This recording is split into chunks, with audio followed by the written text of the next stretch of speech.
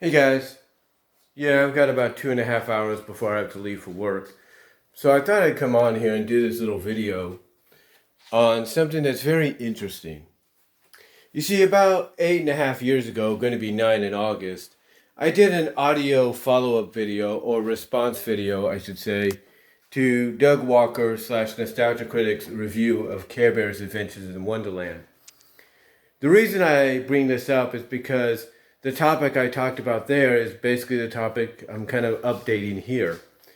You see, I don't know if it was both legitimate and in character, but Doug Walker slash Nostalgia Critic was kind of surprised and shocked at the revelation that Swift-Heart Rabbit, who was a Care Bear cousin, was revealed to be a female and not a male. And obviously, Doug legitimately and in character was not the only one surprised by this. Excuse me there. And I am doing this uncut and on the fly and unscripted. But like I said, Doug was obviously not the only one surprised by that. When I did my response video, I also talked about this, and a lot of the people that commented on that video were, basically saying the same thing, that they were surprised that it was revealed that Swift-Heart was a girl and not a boy, like we previously thought. Now, some people did defend the fact that it was already revealed in the Care Bears series that Swift-Heart was a girl, but in the Care Bears series, which was, I think, going by the Care Bear family name at the time, yeah, a lot of people watched it, but not a lot of people, mostly as kids, paid attention to certain details in certain episodes, especially if those episodes were 11-minute shorts. So nobody really, like I said, paid that much attention to it at all. So with the revelation of Swift-Heart being a girl, when it comes to a movie, that has a little bit of a bigger impact because that sticks with you, a lot longer. And that's, sticks in your mind, like I said, a lot longer than just like one little reference in an episode. But the reason I bring this up basically is because back then in the 80s and even the 90s, it was a rarity for any show, and mostly animated, to take an established character that was looked at as one gender, as one way, and completely turn that around. Now, in the past 20 or something years, it's not really that uncommon anymore. It's not rare, it's not uncommon. It's something that you have to expect. A good example to me is G.I. Joe Resolute, which was a follow-up to G.I. Joe Real American Hero, the Generation 1 cartoon from 83 to 91, when you combine both the Hasbro and Dick Entertainment runs as basically the same somewhat continuity. But like I said, G.I. Joe Resolute was kind of the follow-up, the conclusion of that. And even though in Generation 1 it was pretty much determined and pretty much officially seen that Dail-Tone was male, when they did Resolute, they completely scrapped that and decided to make Dail-Tone female. Yeah, they decided to make Dail-Tone female, and they just went with it. And that really surprised a lot of people. Like, wait a minute. I mean, when I was watching Resolute, and then I heard this, then I saw this female G.I. Joe, this technological computer specialist, come up and say who the name was. Oh, someone mentioning the name, I was like, wait a minute, that's Dail-Tone? I thought Dail-Tone was male, So it's not uncommon nowadays, or not rare nowadays, for something like that to happen. As a matter of fact, some fan pointed out to me in the comment section back when I did the video that when it came to Transformers, a character known as Overdrive is looked at as male in Japan, in the Japanese run, but when brought over here to the United States was turned female. So it all depends basically either on the reboot wanting to turn a character from one gender to another, or sometimes it's a cultural cross. You know, when you're crossing over and dubbing, a cultural dub, if you will, I should say, of one franchise over its original that causes the change to happen. And I also bring this up because what's interesting, speaking of Japan, they're known for doing this kind of stuff at times, even though it's kind of, cut out when it comes over to the U.S., depending on the U.S. distributor that gets it.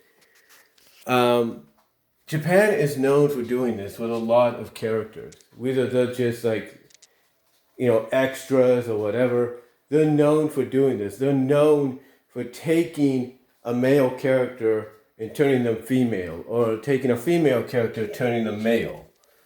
A good example of this people might point out to me is Ranamon 1.5. Ranamon 1.5, where basically the character is male, but when he gets doused with water or something, I don't know what it is, he turns female. Another one that people might point out to me is Birdie. Birdie is an anime where basically this young male, gets possessed by this young heroine called Birdie, and basically, they switch out bodies once in a while. Like Birdie will be within him while he's just walking about doing his thing, and when she feels like she wants to come out and have a little bit of time to herself, they'll switch out, and then she'll take control, and thus she appears body and everything. So, again, Japan is no stranger to this. They're not. But there are some U.S. shows here as well that have done this, sci-fi shows and everything that have done this too. So it's not uncommon. But the question is why? The question is why? Because we even have a new anime, and this really surprised a lot of people. We have a new anime called Interspecies Review. It goes by a Japanese version of it. It goes by the Japanese version of Interspecies. But basically, Interspecies Reviews, you have to look it up yourself, but what's interesting about it is they actually go in directions that you only thought were going to be done in fantasy or in fan fiction. From what I understand, in the third episode, the main protagonists, who are mostly male characters, two of them anyway, get the gender swapped when they go to a gender swapped hotel. Yeah, they go to a gender swapped hotel/inn, and they go from being male to female. And yeah, you can pretty much guess where it goes from there, if you know what I mean, from the NFSW perspective. So yeah, it's supposed to be a comedy, a parody, or whatever, but it's there. It exists. It debuted this month, I believe. But it shows you again that Japan, of all places, is no stranger to this, and it's not uncommon. But I bring this all up because the question is why? Why switch the genders? Why switch a female character to a male character? Maybe change up their names to make it more male than female. Or why change a male character to a female? Well, and you sometimes just leave the name. Why do you do it? That's the question a lot of people have, and I think the obvious answer is to make it more modern, more with the times. Which is why you would look at a character like Dail-Tone from the original G.I. Joe cartoon, see that they're male, but then you look at Resolute and future G.I. Joe productions afterwards, and you see that Dail-Tone's female, and again you're like, why? And I think it's all about progression. It's like, look, you have this version of the character in this generation that's cool, but we're in the here and the now. Let's change it up a little bit, make things more interesting, and go from there.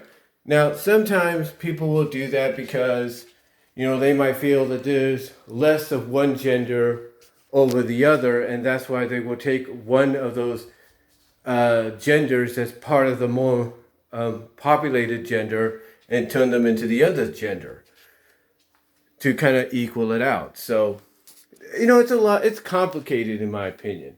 it's complicated.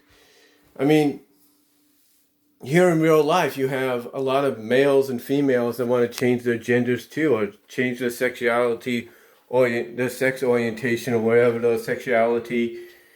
And even though people don't agree with that, um, you know, me being one of them, and I'm sure, and I say that with all due respect, but even though there's a lot of people that don't agree with that, it's that person's choice. If that individual feels like they're more of a boy over a girl, or a man over a woman, then that's how they're going to feel. If the male feels like they're more female over being a male, that's what they're going to want and want to be treated as. And if they have the money to complete the change, they're going to go with it. So overall, it's basically along the lines of, it's just something that real life or fantasy is just something that really gets people wondering why, do the change. Why change a character's gender to another when you could have just kept it the way it was. And again, as crazy as this sounds, this all goes back to, like I said, to the response video I did to Doug Walker 8.5 years ago. And like I said, his in-character and probably legit revelation or shock at finding out that the character Swift-Heart Rabbit was a girl, or which was changed to a girl from a boy, despite maybe some people saying that, yeah, it was already established in the series. But like I said, who's going to remember a little detail like that as a kid? You know what I'm saying? So, anyway, though, guys, I know it sounded like I rambled here, and I know it sounds like a strange topic to talk about, especially, after, going through what I did, looking up the information, of certain records and all that. But, because that's how I found out. Basically, out of curiosity, I looked and got a couple of records that we had stored away that me and my sisters had as kids. I played them, and they still work. So out of curiosity, I wanted to see if they were listed online. They were. I found a place called ESTY, which is kind of an online flea market / marketplace. And I clicked on one of the sellers there called The Vinyl Label. And out of curiosity, I saw that they had a lot of albums on there.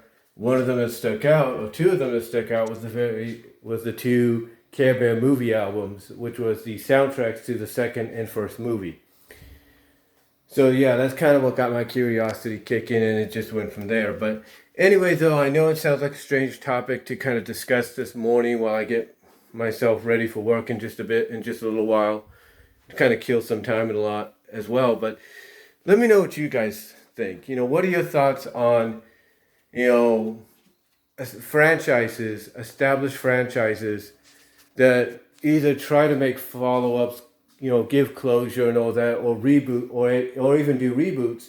Let me know what your thoughts are when it comes to them changing maybe a character's gender from one to the other. And what are your thoughts sometimes of the animes that come out of Japan that occasionally, depending on, the story or the series itself, like the new one, the Interspecies Reviewers, what are your thoughts of gender being switched, out of necessity? I mean, even the popular anime Naruto, I should say, called Naruto, does it with the main character and one of the other characters that he's friends / rivals with. So, yeah, Naruto does it too. I think it's part of the special ability that he has or something. I don't know. But again, he's not the only one. He has this friend / rival that does the same thing. But again, getting back to topic here, or getting back on topic. In closing, I want to know what your thoughts are on all that. And do you see any of this happening in the future with any other properties down the line that may be considered for reboots, or whatever down the line? Let me know what your thoughts are. Comment down below. I know it sounded like I rambled a little bit. I'm still kind of tired, still trying to wake up. But again, let me know what your thoughts are. Comment down below. I'd love to hear what each and every one of you have to say about it. And I'm out.